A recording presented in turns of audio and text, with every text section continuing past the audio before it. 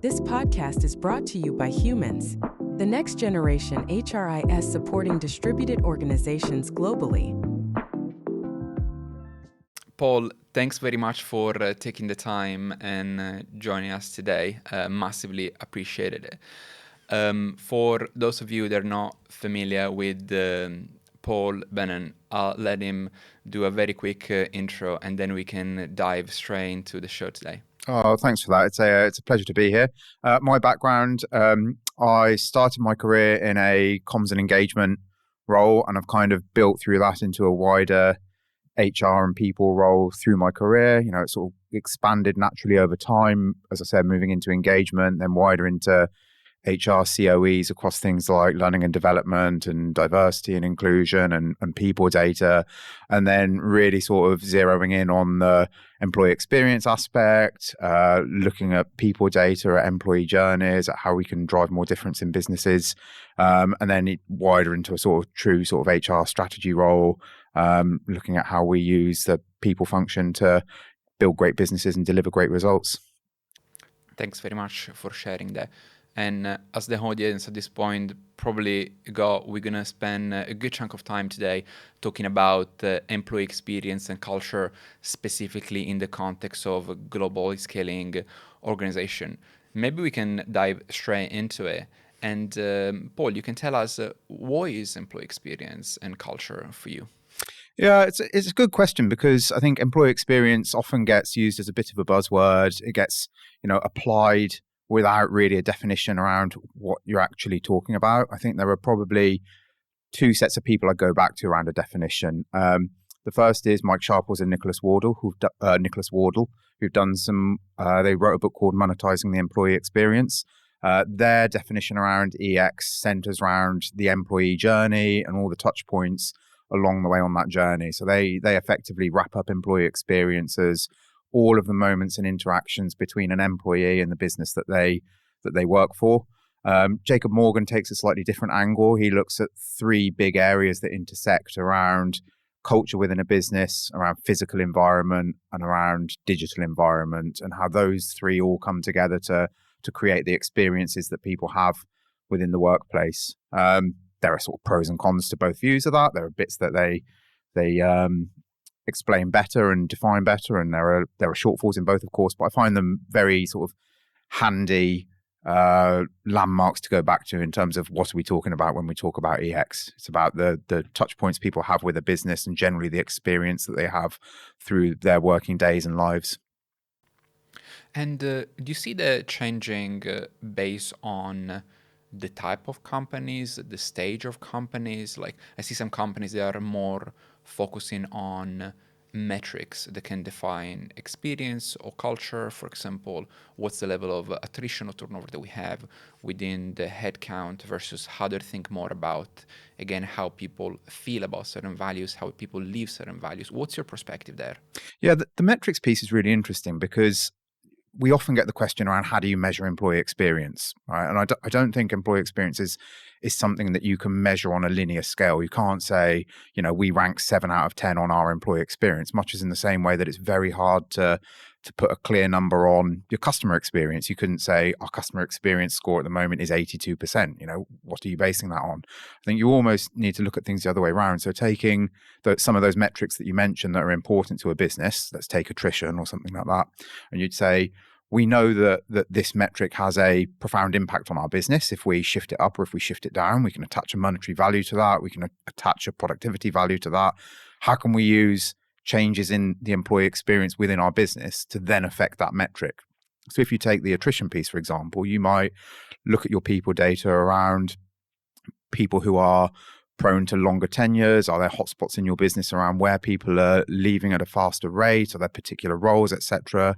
And then start looking at, okay, what are the differences in these areas? Where can we make changes to the working environment, make changes to our behaviors, make changes to our processes, all of which affect the employee experience to then have an impact on that metric?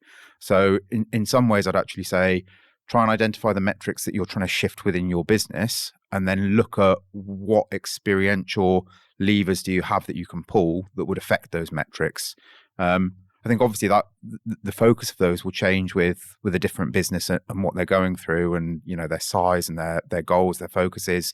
If we take, we're talking about scaling businesses and about startups that are growing.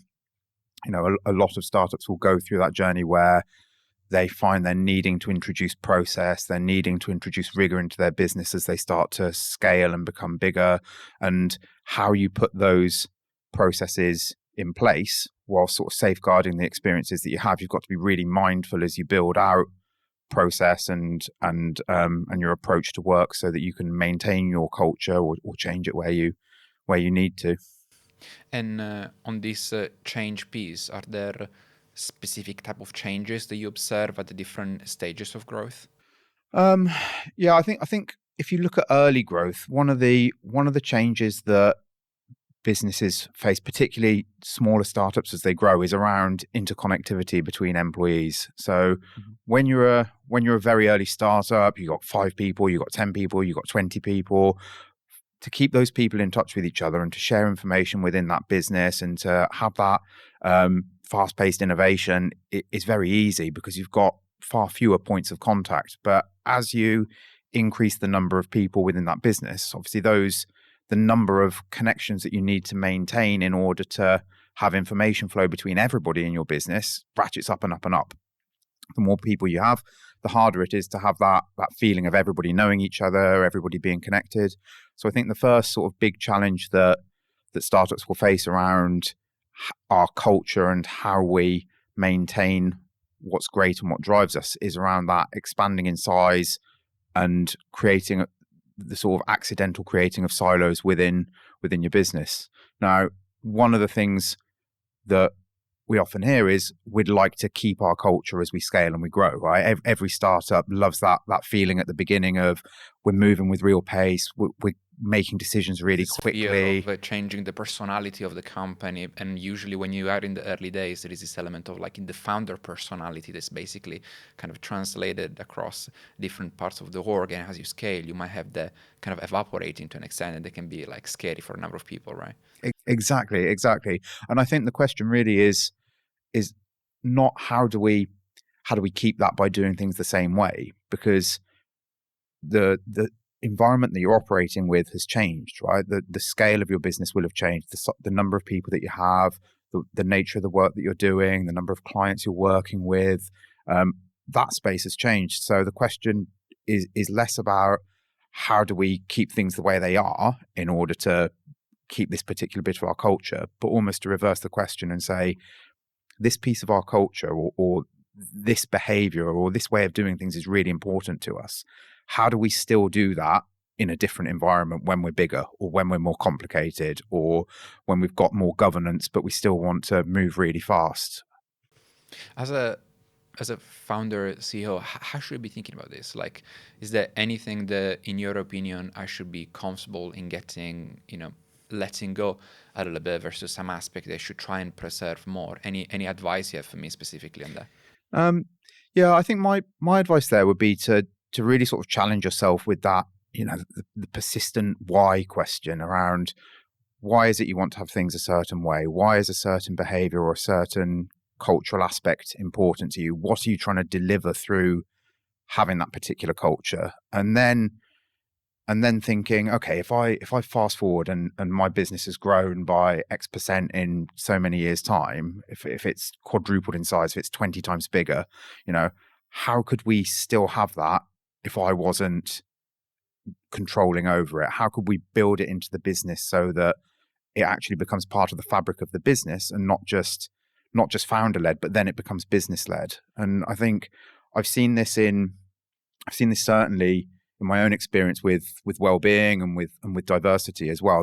Because those are quite new focuses for many businesses, you'll typically end up with a person who's a champion, trying to drive difference in that area, put initiatives in place.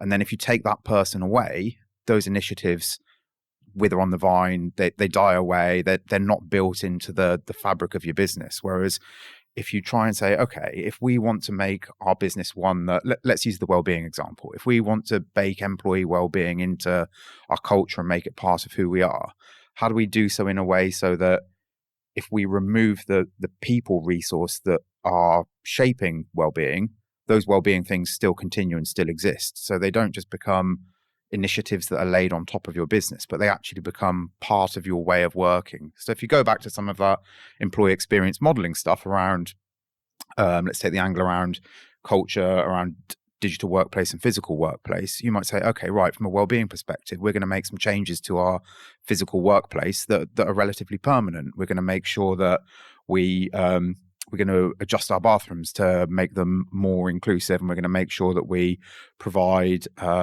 sanitary items for free in our bathrooms, and that looks after one aspect of well-being, and then that's in place.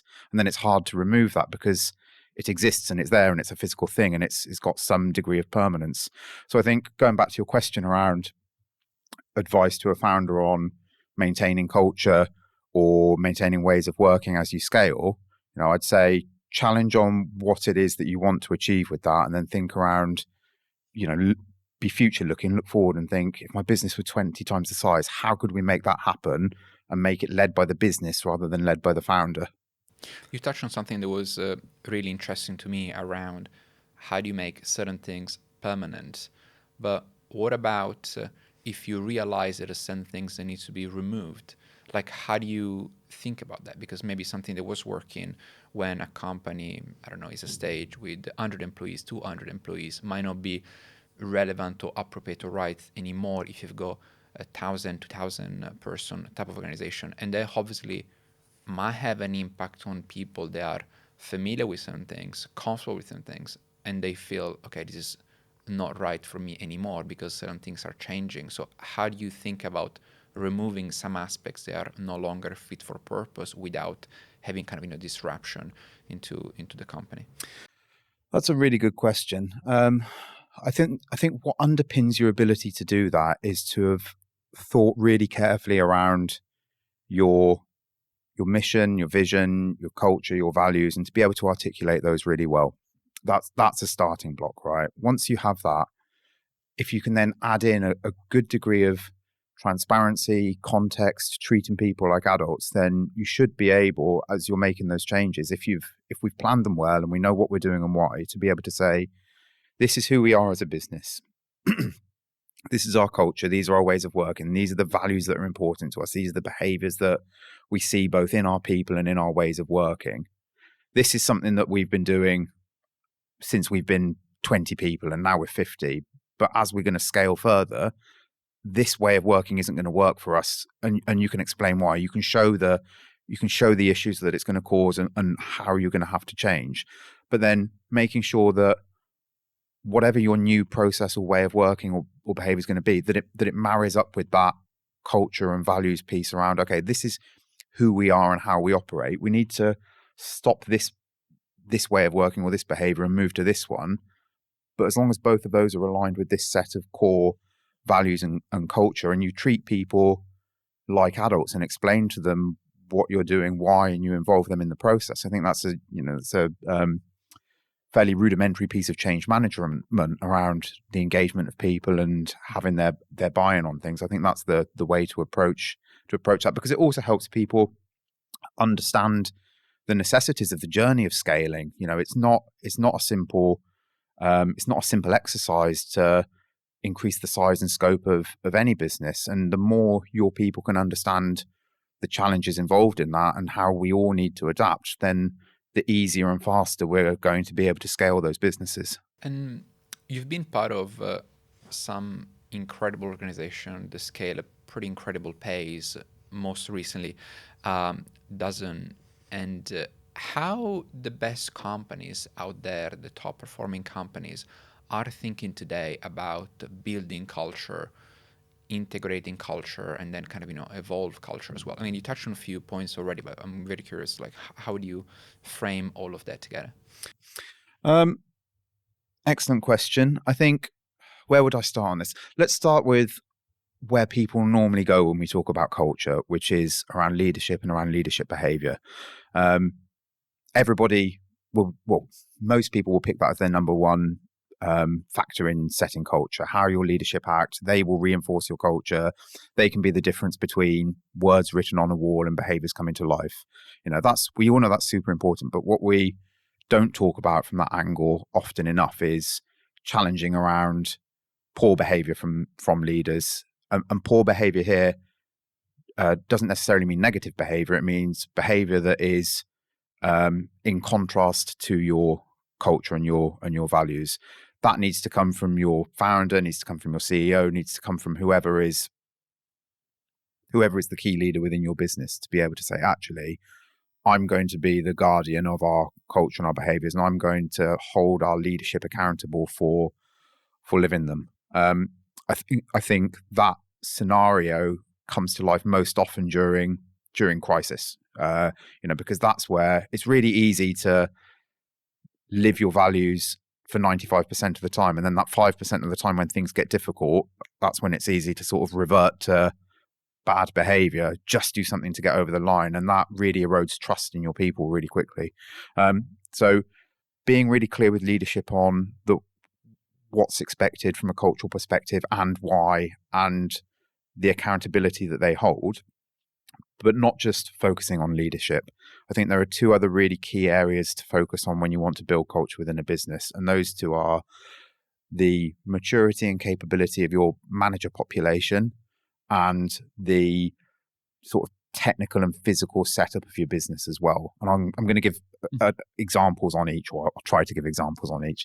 I think the management capability and maturity piece is really, really important. A lot of the time, most managers will be quite immature. And I don't mean that as in any way to be derogatory, but a lot of businesses will see people who are particularly talented, they'll promote them, they'll move forward, and then at some point during that promotional career story, managing a team becomes part of it. And they don't necessarily have the skill set or the training, or particularly if the company is scaling at a pretty substantial pace, so it's pretty common. Yeah, exactly. Yeah, you've got people who are super talented. You're like, that person is amazing. Right, we'll put these 3 people under them, and they can own this area. And they're not equipped for that. So having some thought around how do we help to grow people as we grow our company as well, growing their capabilities as they need to take on new challenges, because you don't have that in a super small startup, in those real early days environment. Those individuals don't have that challenge. So as we grow the company, we've got to grow the people as well to be able to have the skill set to manage teams or to manage areas or to be responsible for teams, because also they're not just responsible for those individuals, they're also responsible for the interplay with other teams within the business, which gets back to my original point near the beginning of the conversation around interconnectivity between employees. As you scale a business, you want to make sure that the teams within the business are operating well together in the same way that in the very early days of a startup, the individuals work really well together. And I think it's quite unfair of us to put this burden on individuals, the sort of management burden on them, without upskilling them and giving them the capability to succeed and flourish in that environment. And then the other area I think is really important in terms of setting that culture and growth in the business is around how do you operate? Does the way you operate support your culture? And look, there's a really simple example on this that I've used time and again, which is if you call yourself a fast-paced business, but your expense policy takes 4 weeks to pay out, like that's not particularly fast-paced, right? So looking at those, I know it sounds really boring and really dull, but looking at your processes and your governance and thinking, does the way we operate reflect who we actually want and need to be? Making sure you keep on top of that. And is there any, like you touch on this element of supporting managers, upskilling them, like in particular in the early days where a company perhaps is more budget constraints or resource constraints, like is there any tactics or anything specific that you would suggest a company to kind of implement, or is this kind of identifying a coach that you can bring in, or like how would you go about elevating those people and supporting them? Yeah, I think I'd put one caveat in place first, and then I'd go into the stuff to actually do. And the caveat, which has certainly been a learning for me over the past few years, has been we've got to be so respectful of people's time, right? Everything that we do in terms of upskilling, or requests in terms of managing teams, that kind of thing. It's an ask on people's time, right? And people have only got so much time. So I really tried to simplify things down and think, what are the most crucial things for somebody to be able to manage well within this business? Whether that's managing teams, what's most important? Is it around performance management? Is it around getting everybody to have goals that are aligned to an overall North Star? Is it around performance management? Is it around interconnectivity with other teams?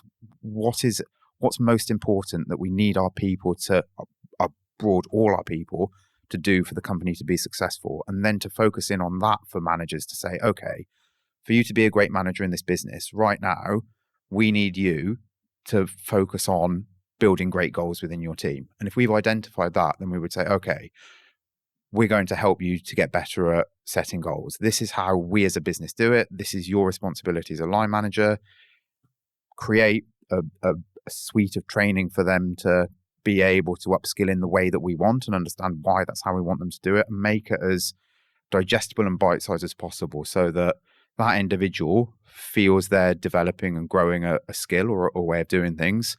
We're not sending them on a 4-day management away day that completely rounds them off, that covers the 227 things they need to be a great line manager. We're saying, as a line manager, you've got a key role to play. Right now, we really need you to be great at X and helping your people to be great at that as well. Here's how we're going to help you do it. And doing that in as tight and concise a way as possible. Obviously through that, things like metrics and completion rates on training, or these kind of things, are all useful in assessing like how compliant people have been and how good they've been at it. But also it leads back to the earlier question you asked around how do you measure employee experience? If we've got to then think around the experience of those managers as well. Are we dumping a load of training on them that's just extra stress and is causing burnout, or is it something that is actually helping them to become more effective and get their job done and they see value in it? When we look at responsibility and ownership, you mentioned everything starts with the leadership team. Like, we need to have clarity, we need to set some level of guidance on how do we intend to operate and run and what we value really. But obviously as a company scaling is, I feel there is an element of things need to be cascaded down, but who is really owning the employee experience, the culture? Is this something that the people and HR function is going to kind of support and hone, or is about, again, the line managers, or is about the kind of, the early employees, or how do you think about that? Yeah, it's really easy here to say everybody should be responsible for it, right? But then you get that classic conundrum of everybody's responsible, but nobody actually does it. Yeah. So I think you do need to have one person who the buck stops with on what is our employee experience, what is our culture, how do we do things here. That said, that there are so many areas that this overlaps into. Everybody is responsible in some way, right? Individual employees within your business they're responsible for their own actions. They're responsible for their own behaviors, and they're responsible for how they operate and interact with other people. Our HR and people functions, they should be responsible for working with whoever the lead on EX and culture is, in this case a founder or a CEO, and designing the approach that's going to bring that vision to life. And that will involve pushing some responsibility back to your founder or CEO. It'll involve the HR team and people team taking some responsibility around the sort of lateral stuff they do around performance management design or onboarding or whatever it might be. And it'll involve a degree of responsibility within the line manager population around, what is it we're supposed to do to make this business successful? What is it we're supposed to do to make the culture successful? You can see this in businesses when it goes wrong, because people will say, "Oh, they don't care," and suddenly you've got or they're doing this thing that's really destroying the culture, and you get this mystical they appear out of nowhere. And particularly in a small business, there is no they. Whatever decision's been taken, you should always be able to say, actually, well, it was Tim that took this decision, or it was Sandra that is doing this thing. We should all I think demystifying and people taking responsibility for their own actions is really important, whether that's at a individual level as an employee or whether it's at a company level or whether it's as a founder. So yeah, I think to recap and to try and simplify it, you need a person who's going to be your lead, who's going to set the tone and say, this is what we're going to do, this is who we're going to be and why. You need a team to take responsibility for that, and I think that naturally sits within your people function. They need to do the design, they need to do the hard work around the plan for making that design come to life, and then be clear with everybody that we've all got a role in culture and how we operate with each other.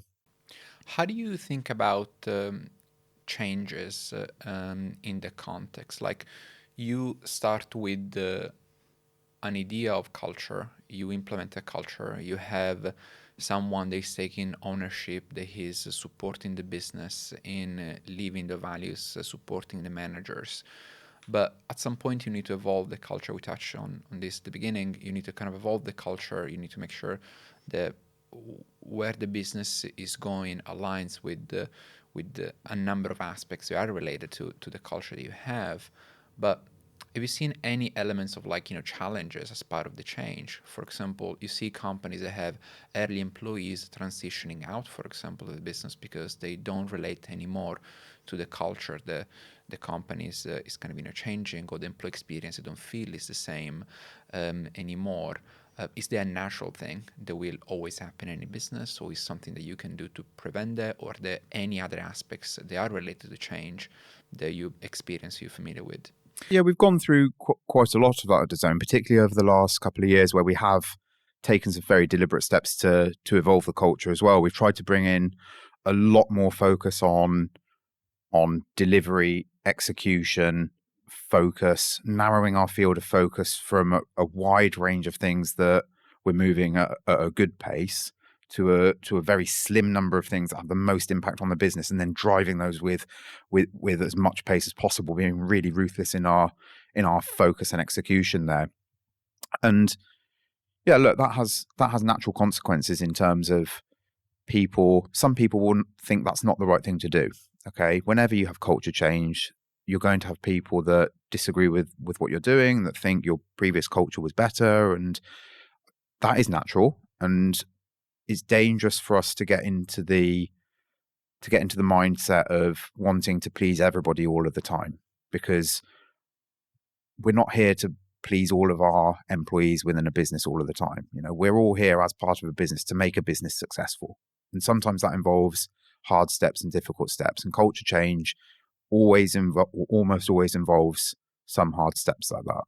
Where we can mitigate that impact a bit, I think, is around I touched on it before, around employee understanding. So rather than just a sort of top down, right, we need to change the way we work, stop doing X and start doing Y, taking people on that journey and building that context of where you're going, why, being open around, look, things were right before, giving the context and understanding of why they need to change and where you need to get to. If it's that we've chosen to act a certain way and actually we've now realized that's been wrong all along, being humble enough to be able to admit the mistake and set that right and give that understanding, that will help more people move along. But you'll still have people who say, actually, I preferred it at the beginning. And I think particularly with startups, there are people who want to operate in that smaller space. They want to be in a business that is 5 people or 25 people or 40 people, and they don't want to be in a business that's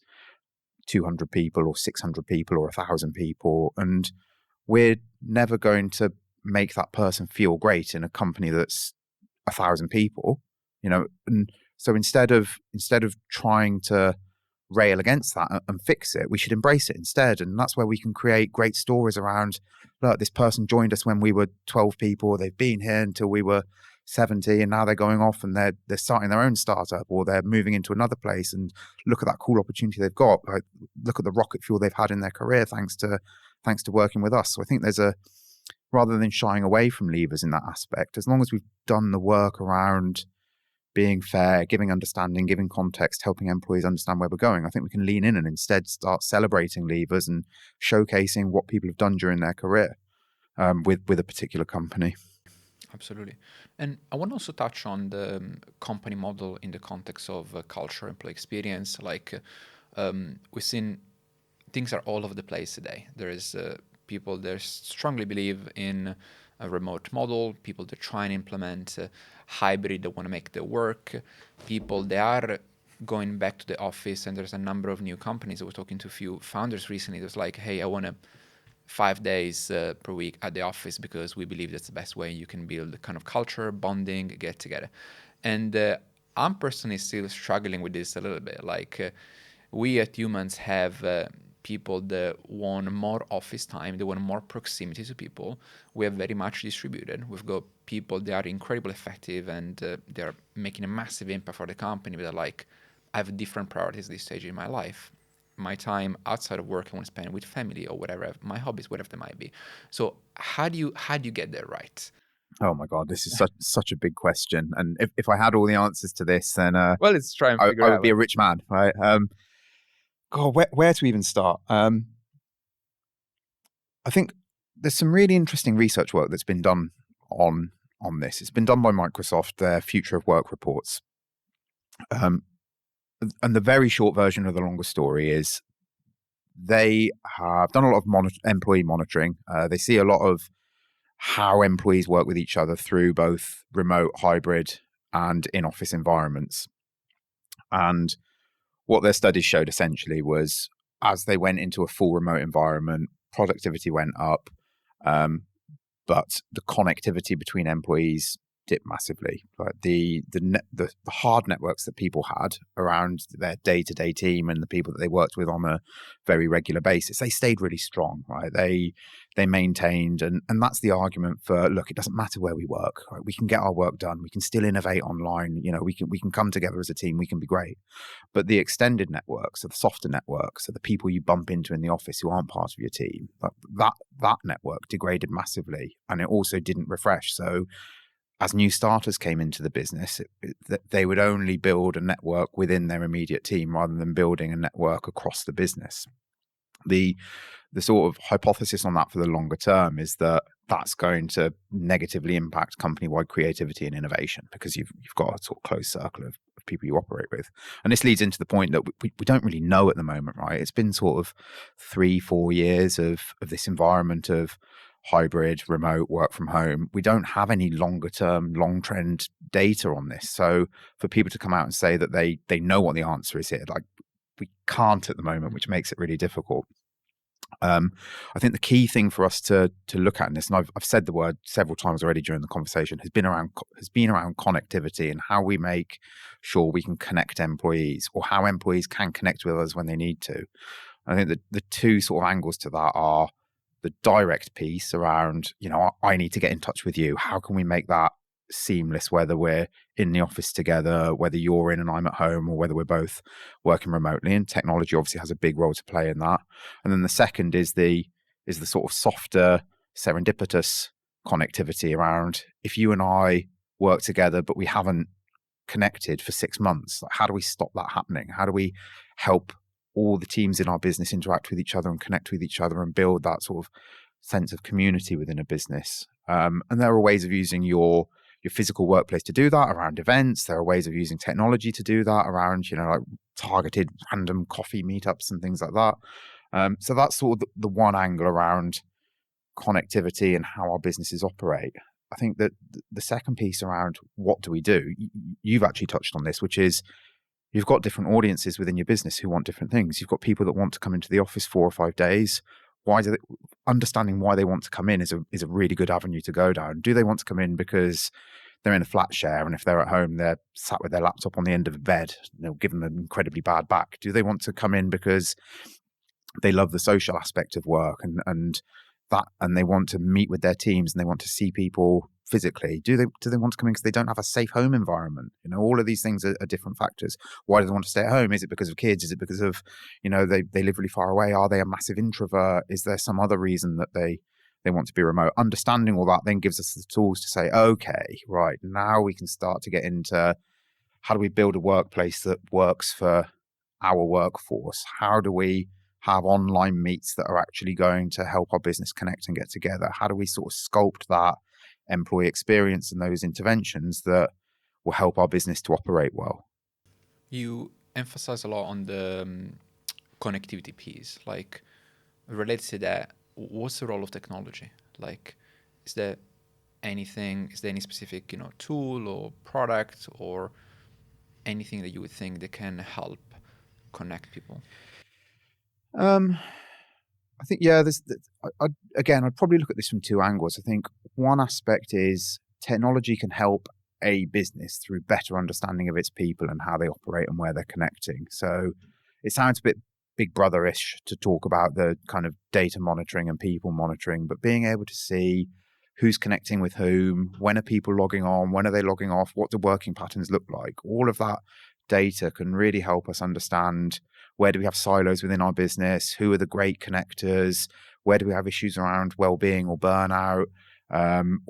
All that data, can help us as businesses understand more about our own businesses and where we might need to target our efforts. So I think technology from that perspective, getting your underlying data capabilities and analysis capabilities right is really important.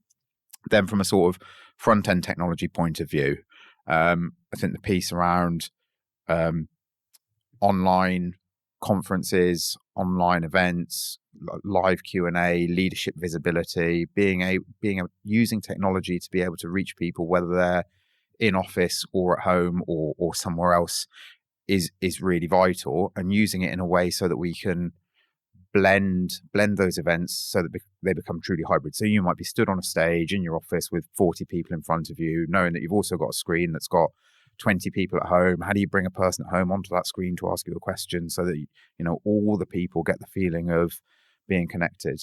And then I've seen some quite nice innovative stuff around like bots and plugins that will connect random employees. I've seen some good stuff around, particularly around onboarding journeys, and starting to think of that less of onboarding and more as early career, and using technology to trigger certain points during the employee journey to provide people with the right information or to connect people with the right people. And I think there's probably a world of undiscovered technological capability here from an AI perspective as well, with if we know that we need our people to do certain things or connect with other teams or whatever, how can we use artificial intelligence to start spotting those opportunities and connecting people in the right way and bringing people together? So I know that's I'm answering your question with a question there, but I think that's probably the next avenue to go down. I mean, do you think that technology can actually change culture? And when I say that, I'm thinking about Slack, for example. Like, what I've observed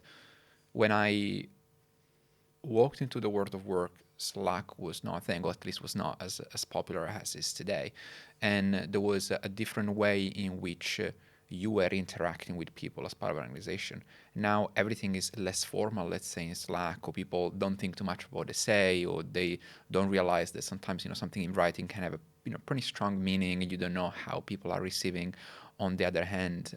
What's your view on that? Like, can actually technology change how we experience culture, employee experience in general? Yeah, I mean, the short answer is yes. I mean, it definitely can. And I think you sort of really hit the nail on the head with people not being aware of how their written communication, particularly in that sort of asynchronous environment where you've got things like Slack or Teams or whatever your messaging service is that lets you just ping stuff, short stuff, very snappy, very, very short. That's where it sort of leans into that cultural awareness piece. A lot of businesses will invest in, okay, we've got teams that work in Japan, we've got teams that work in Germany, we've got teams that work in the UK and teams that work in the US. They're all culturally different. Let's talk about how the way one country traditionally might talk, operate, act in meetings, etc., and how another might, and what challenges might we face when they interact, how might they make assumptions about each other or their work or their behaviors that we need to get past. And Erin Meyer did some great work around that in the culture map, and there's a couple of other really good case studies on that as well. And I think taking that kind of approach into how you then communicate is important as well. I think I've got a great real life example of this, actually, totally unwork related. Mm-hmm. I'm part of the PTA at my daughter's school. I'm just stepping into a role there, and there are two. I'm taking on a secretary role, chatting with the new treasurer and chair of the association. We've never met in real life. We're just on WhatsApp back and forth. I'm like, hey, listen, we've not actually met before. Should we just go and grab a coffee? And I know this is a really sort of trite story, but we went, we sort of grabbed a coffee, attended half an hour, sat for an hour and a half, chatted, and we talked about some stuff to do with that, but then we talked about life stuff as well, and that sort of bonding and coming together was really important. And they both said, "Oh, this is so good. We should just do this every couple of weeks." And the reason I give this example is that time added so much context to the messages we were sending back and forth, and where I had thought one of them was being a little bit snippy, or where they had thought I was being a bit controlling or domineering, we realized, no, actually, none of us were doing those things at all. It's just how we talk, and that's how we send messages. And the danger from a technology point of view is we don't have that added context. So how do we make sure that we bring people together in other environments as well as just that asynchronous back and forth on messaging? So again, leans back to that. How do you bring people together? How do you create events? How do you give context? How do you show people interacting with each other? And that then reinforces the ways we work within our business. Absolutely. Do you have any advice for business leaders, people, HR leaders, any people really that are building companies, trying to build a good quality culture and want to provide an incredible employee experience to the teams? Yes. I think understanding your people is really important. And by that, I mean the different types of people you have within your business. That could be around the different nationalities. It could be around different backgrounds. It could be around people of different abilities within your business, like any neurodiversity, all of those kind of elements. Understanding who works within your business and how they operate. That can be a bit of a rabbit hole, because there's obviously so much there to understand. You could study for 2 years and not do any work. So at the same point as I'd say, spend a lot of time trying to understand what's important to your people. Also, don't suffer sort of analysis paralysis, if you will, and be ready to make decisions and move. I think making sure you've got an eye on the future and you're planning for tomorrow as well as today. So decisions around how you build processes and the sort of infrastructure that you put in place in a growing business needs to be robust enough for you to then scale up and build up. Keeping focused on what it is your business is trying to achieve. I think with employee experience, it is quite easy to get drawn into the pursuit of, is everybody happy? And that's not really what we're aiming for. With employee experience, we're aiming for, do we have ways of working within our business that help our business to succeed and in turn make it a great place for people to work? I think it's very important for leaders to be able to balance that well and retain the focus on, this is what we're trying to achieve as a business. So this is what we're going to put in place in terms of our culture and our EX and our values and our behaviors. And you've touched on it actually a couple of times, like being ready to change as well, being ready to acknowledge that how we do stuff today isn't necessarily going to be how we are going to need to do stuff tomorrow as well, and to try to take people on that journey with you. Absolutely. Are there any resources, books that have been very valuable to you as part of this journey that you would want to recommend people? Yeah, I mentioned 2 already. So the Sharples and Wardle, Monetizing the Employee Experience is really good. Jacob Morgan's Employee Experience Advantages is really good as well. Either last year or the year before, I read a book called The Culture Code by, I want to say Daniel Coyle, I think his name is, but The Culture Code, that was really good. That talks about high performing teams. It's got some very abstract teams involved in that, like military teams, comedy troupes, airline flight crews, those kind of things. But that was really good in terms of how do you build cultures for high performing teams. And I am just finishing Net Positive by the names escape me. It's by 2 guys. One of them is a former Unilever CEO, and the other is a expert in sort of global megatrends. And they basically talk about it's kind of an ethical capitalism book. It's how can we build companies that can that actually have a positive impact on the world around us at the same time as delivering great commercial results. So I think all of those sort of tied together will give you a really good grounding on EX culture and business delivery. Beautiful. Paul, thanks very much. If people want to connect with you, follow, or you have to, any channel that you would suggest connecting with? Yeah, LinkedIn's probably the best. Pop me a is it a friend request on LinkedIn? I'm not sure. Yeah. Connect with me on LinkedIn, and I'm happy to chat. Amazing. Paul, thanks very much. Massively appreciate you taking the time. Thank you.